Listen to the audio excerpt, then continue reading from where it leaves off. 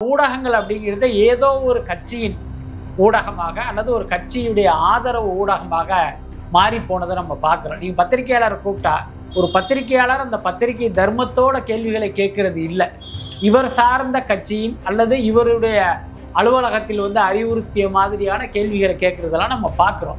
So அப்படி இருக்கும்போது எதுக்கு இவங்களை கூப்பிட்டு வச்சு நம்ம ஒரு சந்திப்பை நடத்தி அவங்க நம்மளை டென்ஷன் ஆக்கி நம்மளை ட்ரிகர் பண்ணி நம்ம வாயை பிடுங்கி அதையே நமக்கு எதிராக திருப்புறதுக்கு நாம ஏன் பலிகடா ஆகணும் அப்படின்னு அவருக்கு தோணும்ல. அந்த கவின் வீட்டுக்கு பார்த்தீங்கன்னா இப்போ பல பேர் படையெடுத்து போகிறத நம்ம பார்க்குறோம். ஸோ இப்போ நம்மளும் இந்த நேரத்தில் போனோம் அப்படின்னா ஒரு 10ஓடு 11 போயிடுவோம். நம்ம இந்த ஆரவாரம்லாம் அடங்கினதுக்கு பிறகு போகலான்னு கூட அவங்க நினைச்சிருக்கலாம். அஜித் குமார் இதுக்கு உடனே போனாரு, அதுதான் இதுக்கு உடனே போனாரு, பல விஷயங்களுக்கு அவர் நேரில் போயிருக்காரு. அதுதான் நம் கேள்வி. எல்லா இடத்துக்கும் போன விஜய் ஏன் இங்கே போகலை அப்படின்னு ஒரு கேள்வியை கேட்டாலே அது விஜய் தான் ஒரே சாய்ஸ் அப்படின்னு எதிர்பார்க்கப்பட்ட நிலையில அவர் திமுக பக்கம் சாய போறதா ஒரு தகவல் வந்திருக்கு. முதல்வர் ஸ்டாலின் தொடர்ச்சியா 3 முறை போய் சந்திச்சிருக்காரு இல்லையா? இல்லை, என்னை பொறுத்த வரைக்கும் ஓபிஎஸ் தமிழக அரசியலில் ஒரு செல்லாத காசு. முதல்வராக இருந்திருக்காரு, 15 ஆண்டுகள் அமைச்சராக இருந்திருக்காரு. ஓபிஎஸ்ஸே விஜய் நம்பி வந்துட்டாரு அப்படின்னு சொல்லிட்டு அந்த இடத்துல மிஸ் பண்ணாங்க. இல்லை, நீங்க சொன்ன அந்த ஓபிஎஸ்ஸே விஜய் நம்பி வந்துட்டாருங்கிற லெவல்ல ஓபிஎஸ் இல்லை. ஓகே, அதான் விஷயம். ஓபிஎஸ் வந்துட்டாருங்கிற மாதிரி தான் அவர் இருக்காரு. நான் இன்னொரு பக்கம் ஓபிஎஸ் கூட வரமாட்டாரு அப்படிங்கிற மாதிரியான விமர்சனம் வரும்.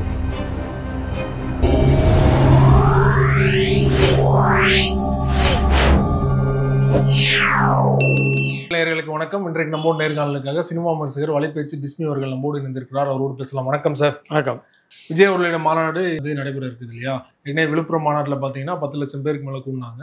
இந்த மாநாட்டில் கிட்டத்தட்ட 25 லட்சம் பேருக்கு மேலே கூட வாய்ப்பு இருக்கு அப்படின்னு எதிர்பார்க்கப்படுது இல்லையா? உங்களோட பார்வை என்ன? இல்லை, நிச்சயமாக. ஏன்னா விக்கிரவாண்டியில் கூடிய கூட்டத்தை விட இன்னொரு மடங்கு கூட்டம் அந்த மதுரை மாநாட்டுக்கு வருவதற்கு வாய்ப்பு இருக்கு. இது நம்ம சொல்றது ஆரூடமெல்லாம் இல்லை, ஒரு கணிப்பு தான். என்னன்னா ஏற்கனவே விஜய் தன் கட்சியினுடைய அந்த முதல் மாநில மாநாட்டையே திருச்சி அல்லது மதுரையில் நடத்தணும்னு தான் அவரை பிளான் பண்ணி அதுக்கான முயற்சிகள்லாம் பண்ணாங்க. பட் அந்த திமுக என்ன பண்ணாங்க, அவங்க செல்வாக்கு அது ஆளும் கட்சிங்கிறதுனால அதை வச்சு அங்கே நடக்காத மாதிரி பல்வேறு தடைகளை ஏற்படுத்தி கடைசி அப்படி நகர்ந்து விக்கிரவாண்டியில் அந்த மாநாட்டை நடத்தி முடிச்சார். அதே நேரம் பார்த்தீங்கன்னா ஒரு தமிழ்நாட்டினுடைய மையப்பகுதியில் எல்லாருமே ஈஸியாக வருவதற்கு தோதான ஒரு இடத்துல வச்சு அந்த கூட்டம்ங்கிறது இன்னும் பல மடங்கு அதிகமாக இருக்கும். அதுக்கடுத்து பார்த்தீங்கன்னா இப்போ இந்த கட்சி தொடங்கி இந்த இடைப்பட்ட ஒரு வருடத்தில் பார்த்தீங்கன்னா மேலும் பல பேர் அந்த கட்சிக்குள்ளே வந்திருப்பாங்க.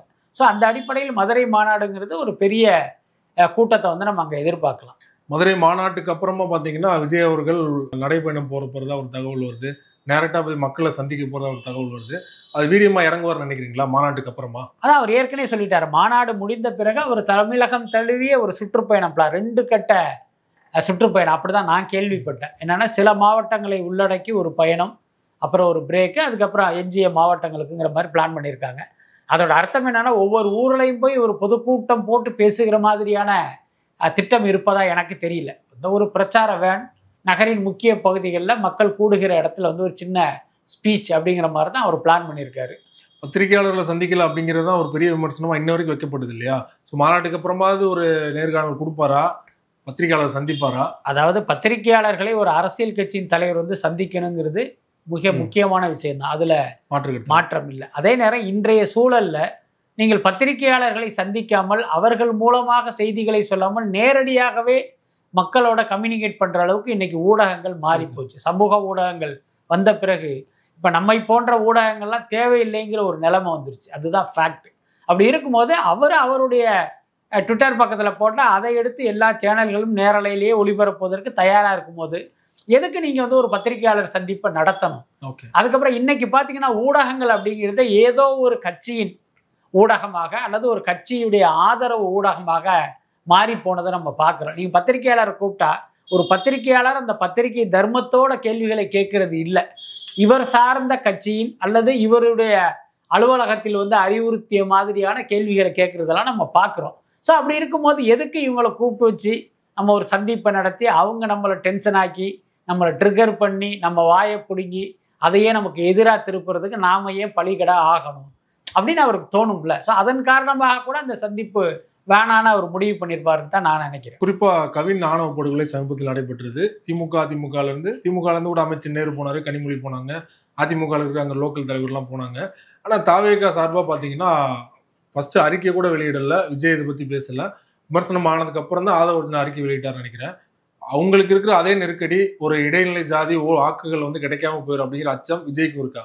இல்ல மேபி இருக்கலாம், அது கூட ஒரு கணக்காக இருக்கும். அதே நேரம் பாத்தீங்கன்னா இப்போ அந்த கவின் வீட்டுக்கு பாத்தீங்கன்னா இப்ப பல பேர் வந்து படையெடுத்து போறதை நம்ம பாக்குறோம்.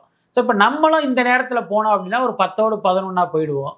நம்ம வந்து இந்த ஆரவாரம்லாம் அடங்கினதுக்கு பிறகு போகலான்னு கூட அவங்க நினைச்சிருக்கலாம். ஆனா அஜித் குமார் இதுக்கு உடனே போனாரு, இதுக்கு உடனே போனாரு, பல விஷயங்களுக்கு அவர் நேர்ல போயிருக்காரு. அதுதான் நம் கேள்வி. எல்லா இடத்துக்கும் போன விஜய் ஏன் இங்க போகலை அப்படின்னு ஒரு கேள்வியை கேட்டாலே அதுக்கு ஏதோ ஒரு காரணம் இருக்கு அப்படிங்கறத நம்ம புரிஞ்சுக்கலாம். பட் இன்னொன்னு அவர் என்ன நினைக்கிறார் அப்படிங்கிறது நமக்கு தெரியாதுல்ல. ஆனா நாம் நினைக்கிற நேரத்தில் விஜய் அங்க போகணும்னு நம்ம எதிர்பார்க்க முடியாது. ஆனா அவர் சார்பா ஒரு அறிக்கை கூட வரல இல்லையா? அதுதான் ஒரு கேள்விக்குறியா இருக்கு. இல்ல அது வந்து அவ்வப்போது அந்த மாதிரியான ஒரு பிரச்சனைகள்லாம் நடந்துருது. தாவேக்காவுல இருக்கிற பெரிய சிக்கலை என்னன்னா, ஒண்ணுமே இல்லாத விஷயத்துக்கு வந்து ஒரு அறிக்கை வந்துடும். என்ன ஒரு உலகத்தையே புரட்டி போடுற விஷயத்தை பார்த்துட்டு அப்படி கம்முன்னு இருப்பாங்க. ஸோ இது வந்து அடிக்கடி நடந்துகிட்டு இருக்கு. ஏற்கனவே கூட இந்த பட்ஜெட்டுக்கு முந்தைய பட்ஜெட்டு ஞாபகம், தமிழ்நாட்டுக்கு ஒரு பைசா கூட நிதி ஒதுக்காத ஒரு பட்ஜெட். ஆனா விஜய் சைட்லேருந்து எந்த அறிக்கையும் வரவே இல்லை, ஒரு கருத்தும் இல்லை, கண்டனமும் இல்லை. அப்ப அது கேட்கும்போது அடடா நான் மிஸ் பண்ணிட்டேன், இதே மாதிரி இன்னொன்னு கூட நான் மிஸ் பண்ணிட்டேன், கண்டனம் தெரிவிக்கல. என்ன ஸோ அந்த மாதிரி பாத்தீங்கன்னா அந்த பெரியார் விஷயத்தை எடுத்துக்கும் அது கண்டனம் தெரிவிக்கல. அந்த மாதிரி முக்கியமான விஷயத்துல வந்து அவங்க கோட்டை விட்டுறாங்க. ஸோ அப்படி ஒன்னா கூட இதை நம்ம எடுத்துக்கலாம். ஓபிஎஸ் அவர்கள் வந்து கெஞ்சாத குறையா கேட்டும் என்டிஏல இருந்து ரெஸ்பான்ஸ் வராதனால வந்து வெளியேறத அறிவிச்சிட்டார் இல்லையா? விஜய் தான் ஒரே சாய்ஸ் அப்படின்னு எதிர்பார்க்கப்பட்ட நிலையில அவர் திமுக பக்கம் சாய போறதா ஒரு தகவல் வந்திருக்கு. முதல்வர் ஸ்டாலின் தான் தொடர்ச்சியா 3 முறை போய் சந்திச்சிருக்காரு இல்லையா? ஸோ அதை எப்படி பாக்குறீங்க? இல்ல என்னை பொறுத்த வரைக்கும் ஓபிஎஸ் வந்து தமிழக அரசியலில் ஒரு செல்லாத காசு. எனக்கு தெரிஞ்சு ஓபிஎஸ் தனக்குத்தானே போடுகிற வாக்கை தவிர கூடுதலா அவருக்கு எந்த வாக்கும் கிடைக்காது. அதுதான் உண்மை. அது வந்து இப்ப சமீப காலமாக அவருடைய நடவடிக்கைகள்ல இருந்து நம்ம புரிஞ்சுக்கலாம். நேற்று வரைக்கும் பார்த்தீங்கன்னா மோடியை வந்து இதை ஒரு உலக ரட்சகன் மாதிரி பேசிட்டு இப்போ பார்த்தீங்கன்னா ஒன்றிய பாஜக அரசு தமிழ்நாட்டை வஞ்சிப்பதை பொறுக்காமல்லாம் பேசிக்கிட்டு இருக்காரு. இதெல்லாம் மக்கள் நம்பிடுவாங்கன்னு நினைக்கிறாரு. உங்க மேல பார்த்தீங்கன்னா மக்களுக்கு ஏற்கனவே கடும் கோபம் இருக்கு. இது போன்ற அறிக்கைகள்லாம் பார்த்தீங்கன்னா உங்களை இன்னும் வந்து ஒரு கேலி பொருளாக தான் மாற்றும். ஸோ அந்த யதார்த்தம் கூட புரியாம ஒரு டிபிக்கல் அரசியல்வாதியா இருக்காரு. நல்ல வேளை இவர் விஜய் கட்சியை நோக்கி போகலை, அது ரொம்ப முக்கியமானது. இவர் விஜய் கட்சியுடைய கூட்டணியில போய் சேர்ந்தாருன்னா அவருக்கு கிடைக்கிற வாக்குகள் கூட கிடைக்காம போயிருக்கும். ஏன்னா இவரெல்லாம் பார்த்தீங்கன்னா ஒரு பாஜகவுடைய அடிவருடி தானே. இவங்கெல்லாம் போய் விஜய் கூட நின்னாங்கன்னா ஏற்கனவே அவர் பேர் பாஜக பி டீம்னு ஒரு அவப்பெயர் இருக்கு. அதெல்லாம் உண்மையோ அப்படின்னு எண்ணுகிற அளவுக்கு இது மாறி இருக்கும். நல்ல வேளை இவர் இப்போ திமுகவை நோக்கி நகர்ந்து போயிட்டு இருக்காரு. திமுகவை பொறுத்த வரைக்கும் உங்களுக்கு தெரியும், அவர்களுக்கு இந்த கொள்கை கோட்பாடு எல்லாத்தையும் தாண்டி அவர்களுக்கு வாக்கு கிடைக்கணும், தேர்தலில் வெற்றி பெற்று அந்த அதிகாரத்தை வந்து கைப்பற்றணும். இதுதான் திமுகவுடைய ஒரே நோக்கம். இதற்காக எந்த சமரசத்தையும் செய்ய தயங்க மாட்டாங்க. கடந்த காலத்தில் பாஜகவோடு கைகோர்த்தவர்கள் தான் இவங்க. அதனால ஓ பன்னீர்செல்வம் வந்தாலும் அப்படி இருகரம் நீட்டி வரவேற்க கூட தயங்க மாட்டாங்க. அவங்களுடைய கணக்கு என்ன அப்படின்னா, இப்போ ஓ பன்னீர்செல்வம் ஒரு முக்குளத்தர் சமூகத்தை சேர்ந்தவர், அந்த சமூகத்து வாக்குகள் இவரை நம்ம பக்கத்துல வச்சுக்கிட்டா கிடைக்குங்கிற அந்த நப்பாசை கூட காரணமாக இருக்கலாம். பட் என்னை பொறுத்த வரைக்கும் பார்த்தீங்கன்னா ஓபிஎஸ்ஐ திமுக கூட்டணிக்குள் கொண்டு வருவது அது வந்து ஒரு சரியான விஷயமா இருக்காது அப்படின்னு தான் நான் நினைக்கிறேன். நீங்க சொல்ற மாதிரி வந்து ஓபிஎஸ் அவர்கள் வந்து விஜயை நோக்கி வராது நல்லதுன்னு சொன்னாலுமே, ஒருவேளை ஓபிஎஸ் வந்திருந்தாருன்னா முதல்வராக இருந்திருக்காரு, 15 ஆண்டுகள் அமைச்சராக இருந்திருக்காரு, அந்த ஒரு இது அவருக்கு வந்து அடுத்த ஒரு ரைட் கிடைச்சிருக்கும் இல்லையா? ஓபிஎஸ்ஏ விஜய் நம்பி வந்துட்டாரு அப்படின்னு சொல்லிட்டு அந்த இடத்துல மிஸ் பண்ணிட்டாங்களா? இல்ல நீங்க சொன்ன அந்த ஓபிஎஸ்ஏ விஜய் நம்பி வந்துட்டாருங்கிற லெவல்ல ஓபிஎஸ் இல்ல. ஓகே, அதான் விஷயம். ஓபிஎஸ் வந்துட்டாருங்கிற மாதிரி தான் அவர் இருக்காரு. நான் இன்னொரு பக்கம் ஓபிஎஸ் கூட வரமாட்டாரு அப்படிங்கிற மாதிரியான விமர்சனம் வரும். நான் என்ன சொல்றேன், ஓபிஎஸ் வருவதுதான் தாவேக்காவுக்கு பலவீனம். அதனால ஓபிஎஸ் வர்றது தெரிஞ்ச பனையூர்ல கேட்டை க்ளோஸ் பண்றதுதான் விஜய்க்கே நல்லது. அதனால அதை வந்து ஒரு பெரிய இவருக்கு எந்த இதுவுமே கிடையாது. அதான் முக்கியமான விஷயம். அதனால அதை வந்து நம்ம பெருசா நினைக்க வேண்டியதில்லை. இன்னொன்னு ஓபிஎஸ் போன்ற ஒருத்தர் வருவதை விட விஜய் தனித்து நின்று தோற்றாலும் தன்னுடைய செல்வாக்கை நிரூபிப்பதுதான் முக்கியம். அதனால இவர்களை வந்து அவர் நம்பாமல் இருப்பதுதான் உத்தமம்னு நான் நினைக்கிறேன். நிறைவாக ஒரு கேள்வி, அவர்கள தனித்து நின்றால்னா எத்தனை % வாக்குகள் வாங்குவாங்க நீங்க நினைக்கிறீங்க? இல்ல அந்த ஆர்வத்தை நம்ம சொல்ல முடியாது. அதே நேரம் இப்ப நமக்கு பல்வேறு ஊடகங்களில் நம்ம செய்திகளை பார்க்கும்போது கடைசியாக ஒரு சர்வே எடுக்கப்பட்டு அதுல ஒரு 27% வாக்குகள் விஜய்க்கு கிடைக்கும் அப்படிங்கிற மாதிரி ஒரு ரிப்போர்ட் கிடைச்சிருக்கு. ஸோ அது வந்து உண்மையாவதற்கு வாய்ப்பு. கட்சியாக வரலாம், யாரு ஜெயிப்பாருங்கிறதே அந்த இதையே வந்து இவரால் மாற்ற முடியும். இன்னொன்று பார்த்தீங்கன்னா ஆரம்பத்தில் விஜய் அரசியலுக்கு வரும்போது எல்லாருக்குமே பார்த்தீங்கன்னா இவர் வந்து ஒரு பொருட்டாவே தெரியல. உதயநிதி ஸ்டாலின் ஒருத்தர் என்ன சொன்னாரு, நான் சினிமா செய்தியெல்லாம் படிக்கிறது இல்லைன்னாரு.